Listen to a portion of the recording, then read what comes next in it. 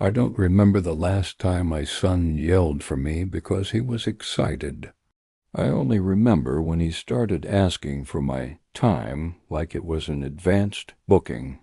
Back then, I believed a father was primarily an architect. I was busy pouring the concrete for a foundation made of stocks, bonds, and the right zip code.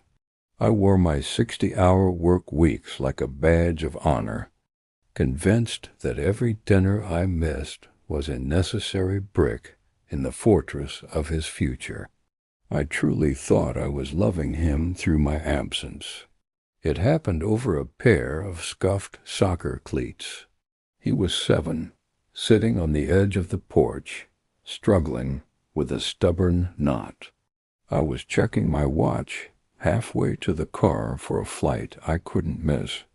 He looked up, his eyes wide with that small, urgent childhood hope, and asked, "Can you help me, Dad?" I didn't even break my stride. I told him his mother was in the kitchen and that we'd practice next weekend.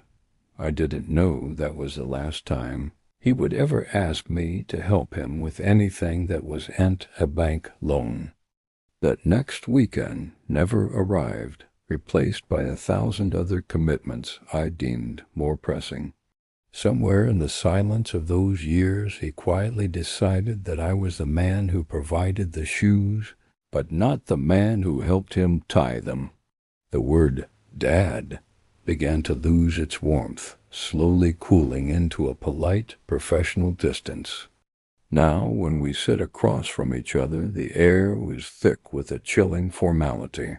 He calls me father now, or sometimes just sir, with a level of clinical detachment that mirrors the very man I was at 35.